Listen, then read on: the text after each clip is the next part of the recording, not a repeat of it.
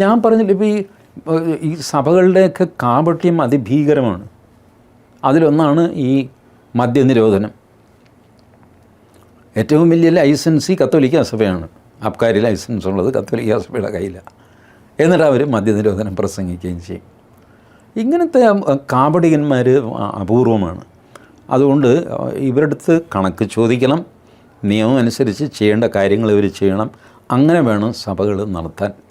അല്ലാതെ ഒരു ലോഹയും തൊപ്പിയും ഇട്ട് കഴിഞ്ഞാൽ ഞാൻ പിന്നെ ഇമ്മ്യൂണായി, എന്നോടാരും ഒന്നും ചോദിക്കാൻ പാടില്ല. ഇതൊക്കെ വന്നതാണ് കേട്ടോ. ഇവരുടെ ഒരു വസ്തു തർക്കവും അതേ ചൊല്ലൊരു പ്രശ്നവും ഉണ്ടായല്ലോ.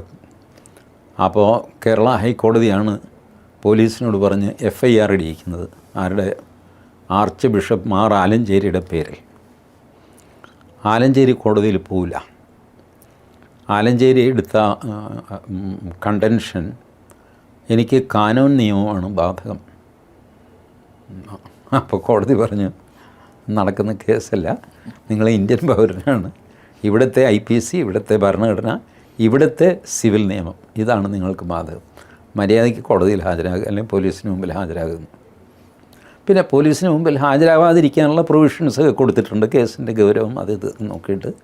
അപ്പോൾ കോടതി പറഞ്ഞു, അങ്ങനെ അനാവശ്യമായിട്ട് ഹരാസ് ചെയ്യരുത്, പക്ഷേ അങ്ങനെ കണ്ടൻഷൻ ശരിയല്ല, എനിക്ക് നിയമം ബാധകമല്ല. അങ്ങനെ പറയാനൊരു ധൈര്യം നമ്മൾ നോക്കൂ. ആ രീതിയിൽ അത് ചലഞ്ച് ചെയ്ത് നമ്മളുടെ ജോസഫ് പുലിക്കുന്നേൽ കൊടുത്ത കേസ് ഇപ്പോഴും തീർപ്പാവാതെ കോടതിയിൽ കിടപ്പുണ്ട്. ജോസഫ് പുലിക്കുന്നേൽ മരിച്ചുപോയി. കാരണം ഒരു കോടതിയും അത് തൊടുന്നില്ല. ഇവിടെ പൊട്ടിത്തെറി ഉണ്ടാകുമെന്ന് പറഞ്ഞിട്ട് പണ്ട് തന്നെ ജോസഫ് പുലിക്കുന്നേൽ ഈ കാര്യം പറഞ്ഞിരുന്നു. കാനോൻ നിയമം ഇവിടുത്തെ ക്രിസ്ത്യാനികൾക്കോ ബിഷപ്പുമാർക്കോ പള്ളികൾക്കോ ബാധകമല്ല എന്ന് ഡിക്ലെയർ ചെയ്ത് കിട്ടണം. കാനോൻ നിയമം അവിടെ വത്തിക്കാനിൽ നടപ്പിലാക്കിയാൽ മതി, ഇവിടെ അത് പാടില്ല. ബട്ട് ഇപ്പോൾ കോടതികൾ അത് ഒരു പ്രിൻസിപ്പിൾ എന്നുള്ള നിലയ്ക്ക് എടുക്കുന്നില്ലെങ്കിലും കേസും തർക്കവും ഒക്കെ വന്നു കഴിയുമ്പോൾ കാനോൻ നിയമമല്ല ഇന്ത്യൻ നിയമമാണ് ബാധകം എന്ന് പറഞ്ഞിട്ട് അങ്ങ് പോവുകയാണ് ചെയ്യുന്നത്. ഒരു പൊട്ടിത്തെറി ഒഴിവാക്കിക്കൊണ്ട് ഇപ്പോൾ സത്യത്തിൽ പൊട്ടിത്തെറിയൊന്നും ഉണ്ടാകുകയുമില്ല.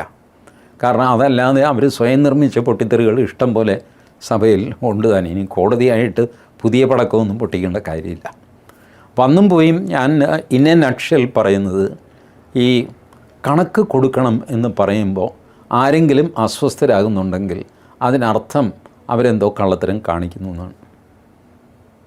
അല്ലെങ്കിൽ നോക്കൂ, ഈ സാധാരണ എല്ലാവരും പറയുന്നത് എന്താ, മുസ്ലിങ്ങൾക്ക് ഗൾഫിൽ നിന്നും സൗദിയിൽ നിന്നും ഒക്കെ ഇഷ്ടം പോലെ കാശ് വരുന്നു എന്നൊക്കെയാണ് പറയുന്നത്. മുസ്ലിം ഗ്രൂപ്പുകളൊന്നും മിണ്ടുന്നില്ല FCRAയിൽ. ശ്രദ്ധിച്ചോ? ഒരു മുസ്ലിം ഗ്രൂപ്പും FCRA കാര്യത്തിൽ ഒരു പ്രതിഷേധവും പറയുന്നില്ല. എന്തുകൊണ്ടാണ്? അവർക്കെന്താ വരുന്നില്ല കാശ്? വരുന്നുണ്ട്, അവർക്കും കാശ് വരുന്നുണ്ട്.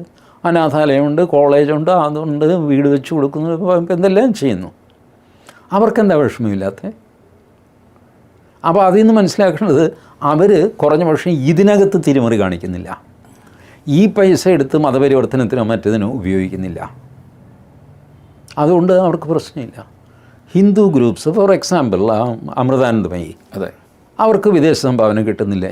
ഉണ്ടെന്നാണ് എൻ്റെ അറിവ്. ഉണ്ട്, വിദേശ സംഭാവനയുണ്ട്. അവരെന്താ പരിഭ്രമിക്കാത്തത്? ഇവർ പലപ്പോഴും പറയാറുണ്ട്, ഹിന്ദുക്കളും മതപരിവർത്തനം നടത്തുന്നു, അമ്മയുടെ ആശ്രമത്തിൽ ക്രിസ്ത്യാനികളായ സായിപ്പന്മാരും മദാമ്മയൊക്കെ വരുന്നു, അവർ ഹിന്ദു രീതിയിൽ ജീവിക്കുന്നു, അത് മതപരിവർത്തനമല്ലേ എന്നൊക്കെ ചോദിക്കുന്നവരുണ്ട്. ഇപ്പോഴാണ് നിയമപരമായിട്ട് സർക്കാരിന് തന്നെ ചോദിക്കാവുന്നൊരു സിറ്റുവേഷനാണ്. പക്ഷേ അവർ ഭയപ്പെടുന്നില്ല.